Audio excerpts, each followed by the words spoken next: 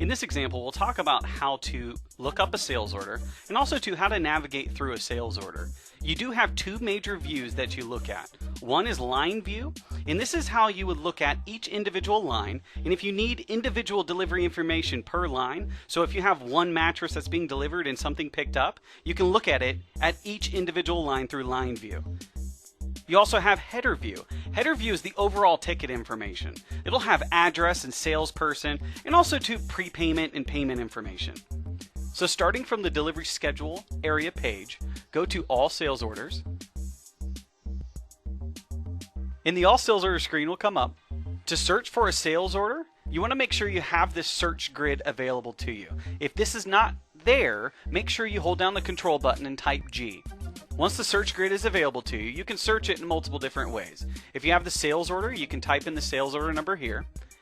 If you have the customer account number, if you just want to look up a customer and all the tickets associated with them, you can actually type in just the customer account number. And you can search it based on name.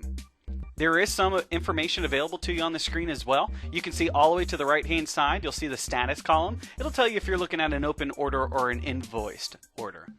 I do want to search for a ticket in this system. You can use wildcards in this screen. If you only have part of the information or part of a name, you can use these wildcards in order to search in this screen. And in this case, I'll only have the last 5 digits of the ticket number. So what we're going to do is type the wildcard, which is an asterisk, and type in the last 5. And hit enter.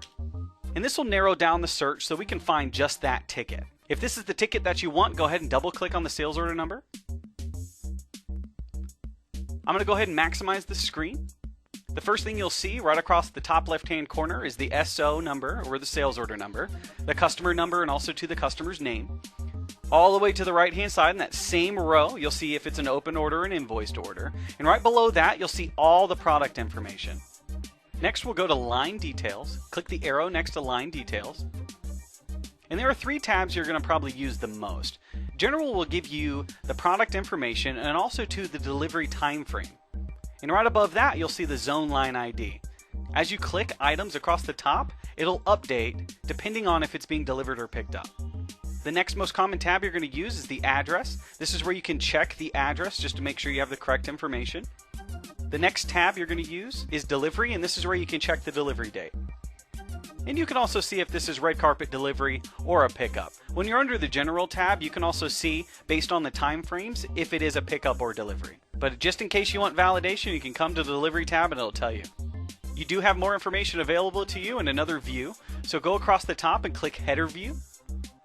This just gives you a little bit more information. You can see the store number under this screen. If you want to see the salesperson, come down to setup, click the arrow next to setup. You can see the salesperson who wrote it and also to the time it was written. We're going to scroll down. We can check address here again by just clicking the arrow. And if you need to check any comments that might be on this ticket, you can click the delivery tab. And it'll show you any delivery scheduling comments that you may need. Just to call out here, the delivery date, right above that, defaults to 1/1/2001. If you want to check the delivery date, the best way to do that is through line view. And the last most common thing on this screen is the prepayment. This will display if there's a balance due. Once you get the information you need, go ahead and close out of this screen.